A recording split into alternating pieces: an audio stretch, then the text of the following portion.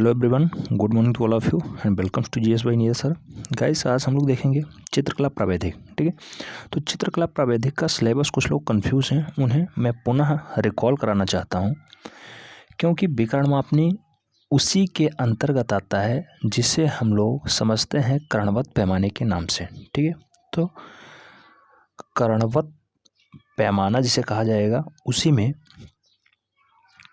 हम लोग विकर्ण मापनी भी पढ़ेंगे, साधारण मापनी भी पढ़ेंगे और उसके कई रूप पढ़ेंगे, जिसमें सिलेबस में कर्णवत पैमाने में साधारण मापनी और विकर्ण मापनी से क्वेश्चंस पूछे जाते थे। अक्सर ये 16 नंबर के क्वेश्चंस होते थे विकर्ण मापनी वाले, वो आज भी हैं। ठीक है, आज इसी का डेमो दिखाएंगे। साथ ही साथ चित्रकला प्रावैधिक जो 2021 का सिलेबस थोड़ा 30% कम किया गया है, उसके बारे में भी जानकारी देखेंगे। ठीक है, बात करते हैं अगर कोविड-19 महामारी के कारण शैक्षिक सत्र 2020-21 में समय से विद्यालयों में पठन पाठन का कार्य न हो पाने की स्थिति में समन्वयक विचारोपरांत विषय विशेषज्ञों की समिति द्वारा निम्नवत 30% पाठ्यक्रम कम किए जाने की अनुशंसा की गई है। अब पाठ्यक्रम कम कहाँ हुआ है उस पर भी बात करते हैं। जैसे वस्तु चित्र जो होता था, जिसमें हम लोग देखते थे कि चित्र बनाना हो, चित्रांकन हो, छायाचित्र हो, प्रतिचित्र हो, पेंसिल चित्र हो या फिर पेस्टल ऑयल प्रिंटिंग हो, इस टाइप में जितने भी कार्य थे उसमें थोड़ी कटौती की गई है। आइए देखते हैं विभिन्न प्रकार की वस्तुओं जो साधारण प्रयोग में आती हैं, जैसे बेलनाकार, आयताकार, गोलाकार। ठीक है, उन्हें घरेलू बर्तन, क्रेकरी, दीपक, लालटेन, बोतलें, ग्लास, जूता, अटैची, थर्मस, छतरी, पैकेट, फल, सब्जी आदि का चित्र बनाना। यह चित्र इंक में प्रकाश, छाया एवं प्रतिछाया, pencil, pastel, oil paint, poster रंग, जल रंग, अग्रभूमि तथा पृष्ठभूमि दर्शाते हुए करना है। इसको बरकरार रखा गया है। जैसा अनुदेश दिया जाएगा प्रश्न पत्र में, वैसा ही आपको सॉल्व करना है। ठीक है, जो टिप्पणी की गई है उसमें ये बताया गया है कि जो चित्र का आकार है वो 20 सेंटीमीटर से कम नहीं होना चाहिए। साथ ही साथ जो वस्तु चित्र आपको बनाना है उसकी ऊंचाई जो ग्राउंड पेपर है उससे लगभग 40 सेंटीमीटर की ऊंची पे दर्शाया गया हो। ठीक है, इस टाइप से दिख रहा हो। तो जो टिप्पणी की गई है इसमें चित्र संयोजन 20 सेंटीमीटर से कम ना हो। वस्तु समूह एक आयताकार व अन्य बेलनाकार या गोलाकार वस्तुओं का होना चाहिए, जिसका आपस में समन्वय भी होना चाहिए, यानी कि कोरिलेशन होना चाहिए। वस्तुओं को कम से कम 40 सेंटीमीटर की ऊंचाई पर रखा होना चाहिए। अब अगर बात करते हैं 70% जो पाठ्यक्रम है उसे किस तरह से देखा जाना चाहिए, तो उपर्युक्त के अनुक्रम में 70% का पाठ्यक्रम निम्नवत है। चित्रकला प्रावैधिक कक्षा 12 की हम लोग बात कर रहे हैं। इसमें 100 अंक का एक प्रश्न पत्र होगा। 3 घंटे का समय दिया गया है। पहले क्या होता था, 3 घंटे और 15 मिनट का समय दिया जाता था। 15 मिनट पेपर रीडिंग के लिए होता था, जबकि 3 घंटे पेपर सॉल्विंग का। टोटल आपको 3 घंटे 15 मिनट का समय मिलता था। एक पेपर होता था और एक पेपर 100 अंक का होता था। ठीक है, 100 अंक का पेपर होता था, जिसे 6 खंडों में विभाजित किया जाता था, ABCDEF। ठीक है, और इस टाइप से जो एफ वाला सेशन था, जो 100 अंक का एक पेपर था, इसे 6 खंडों में डिवाइड किया जाता था। ए, जिसमें 10 बहुविकल्पीय प्रश्न, फिर बी आता था। बी में 16 अंक का, या तो 2 अक्षर राइटिंग आते थे या तो फिर एक विकर्ण मापनी, जिसे कर्णवत पैमाने के नाम से जानते हैं, वो आज भी है, ध्यान रखना है। सी, यहाँ 12 अंक का आता था। डी 16 अंक का आता था और ई 16 अंक का आता था। जो एफ वाला सेशन था, एफ वाला सबसे लार्जेस्ट सेशन था और 30 अंक का आज भी आता है, पहले भी आता था। चाहे वो प्राकृतिक दृश्य चित्रण हो या फिर कोई सामने आपको वस्तु दिखाई जाए, आएगा आपके एग्जामिनेशन हॉल में भी आएगा। कोई फल लेके आएंगे प्लेट या तस्तरी में, कोई फूल भी लेके आएंगे गमले में या कहीं पे, उसको आपको बनाना होता है। तो चाहे सदृश्य चित्रण हो या फिर प्राकृतिक दृश्य चित्रण हो, उस पर भी हम लोग बात करते हैं। तो इस टाइप से पूरा सिलेबस वही पुराना ही है, बस 30% की कटौती वही हुई है, जिसे आप लोग पूरा विधिवत पढ़ेंगे तब जान पाएंगे। ठीक, और जो लोग कमेंट कर रहे थे कि कर्णवत पैमाना नहीं है यानी विकर्ण मापनी नहीं है, वो लोग थोड़ा सा महसूस करें, करने से पहले कुछ थोड़ा रीडिंग अवश्य कर लें। ठीक, 16 अंक का आज भी है, कोई दिक्कत नहीं है। हो सकता 16 अंक के जगह 12 अंक का हो गया हो, बस इतना हो सकता है। बाकी बरकरार है अभी भी विकर्ण मापनी। ठीक है, तो विकर्ण मापनी पे जो लोग फोकस कर रहे हैं वो लोग निश्चिंत रहें, आज भी वो सिलेबस में है। आइए देखते हैं तो इसमें 100 अंक का एक पेपर होता है, 3 घंटे समय है, 33% उत्तीर्णांक होता है, यानी सबसे न्यूनतम अंक 33 आपको लाना ही है, तभी आप पास होंगे। अगर पेपर डेट की बात करते हैं तो पेपर डेट जो है वो हो गई है 29 अप्रैल, ठीक है, 29 अप्रैल 2021। पेपर टाइमिंग क्या है, तो 8 से 11 के बीच पेपर टाइमिंग दी गई है। एग्जामिनेशन शेड्यूल आ गया है, उसी के अकॉर्डिंग पेपर होना है, ठीक है।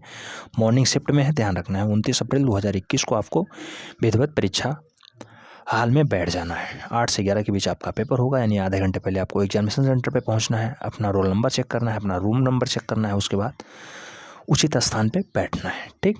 और तैयारी तो आपकी फुल्ली हो ही गई है, और साथ ही साथ अभी भी तैयारी में धार देने की ज़रूरत है। डेली बेसिस पे आपको कुछ ना कुछ प्रोवाइड किया जा रहा है। अगर बात करते हैं खंड आ की, तो खंड आ इसमें 10 अंकों के प्राविधिक कला से वस्तुनिष्ठ प्रश्न पूछे जाएंगे। आज भी बताया गया है 10 क्वेश्चंस आएंगे, प्रत्येक 1 अंक का होगा, और 10 MCQs टाइप के क्वेश्चंस पूछे जाएंगे। पुराना ही है, इसमें कोई बदलाव नहीं हुआ है। नेक्स्ट जो है 60 अंक अनिवार्य, ये सभी के लिए अनिवार्य है, इसे करना ही है। खंड बा 12 अंक, खंड सा 16 अंक, खंड दा 16 अंक, खंड ई 16 अंक, यानी सेक्शन बी जो है उसे अब 12 अंक कर दिया गया है। पहले ये 16 अंक हुआ करता था, ठीक है, इसमें बदलाव हुआ है। जो खंड बा है 12 अंक, इसमें करना क्या रहता है, तो खंड बा जो है 12 अंक का है, और इसमें क्या होता था, हिंदी अथवा अंग्रेजी के बड़े अक्षर, प्रकाश या छायायुक्त अक्षर, रोमन या फिर आधुनिक अक्षर, साथ ही साथ तिरछी लिखावट में एक वाक्य लिखना होता था।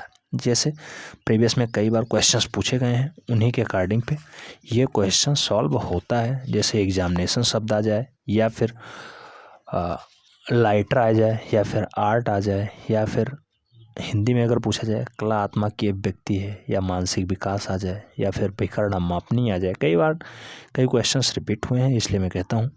तो छाया युक्त हो सकते हैं, तिरछी लिखाई के भी हो सकते हैं, प्रकाश युक्त हो सकते हैं, ठीक है। तो इसे अब 12 अंक का कर दिया गया है। पहले इसमें 8-8 अंक के 2 क्वेश्चंस पूछे जाते थे, जो सेक्शन ए है, ठीक है। हिंदी अथवा अंग्रेजी में एक क्या लिखना रहता था, जैसे 10 सेंटीमीटर की ऊंचाई, 10 मिमी की ऊंचाई में, और दूसरा लिखा जाता था 3.5 सेंटीमीटर की ऊंचाई में। तो ये एक होता था 3.5 cm की, और एक होता था 10 mm की, ठीक है। तो ये आज भी बरकरार है, बस हुआ क्या है, ये 6-6 का हो गया है, ठीक है। 6-6 2-2 अंकों की दोनों में कटौती हो गई है। अगला कर्णमत पैमाना आज भी बरकरार है, और कर्णमत पैमाने का मतलब ही होता है विकर्ण मापनी, साधारण मापनी, और साथ ही साथ अन्य। तो इन सब पे हम लोग आज भी चर्चा कर रहे हैं, आज भी इस पे वीडियो अपलोड हो रहे हैं। और ये अब 12 अंक का हो गया है, जो पहले 16 अंक का होता था, इसे अब 12 अंक कर दिया गया है, थोड़ा सा बदलाव हो गया है, ठीक। नेक्स्ट देखते हैं खंड सा जो है, तो खंड सा 16 अंक का हो गया है। खंड सा में शंकु के लांबिक प्रच्छेद, गोला, बेलन, घन, इस पे संबंधित क्वेश्चंस होते हैं। इसकी भी प्रैक्टिस आपको डेली बेसिस पे हो रही है। प्लेलिस्ट बना हुआ है, उसे आप लोग फॉलो करें, और उससे संबंधित क्वेश्चंस आपको वहाँ मिल जाएंगे, उसे सॉल्व करें, ठीक है। कुछ ना कुछ आपको डेली बेसिस पे मिलता रहेगा यहाँ भी, ठीक है। तो ये 16 अंक का हो गया है। बेलन, गोला और घन से संबंधित, साथ ही साथ शंकु से संबंधित क्वेश्चन, जो कौन है उनसे संबंधित क्वेश्चंस आप 16 अंक के हो गए।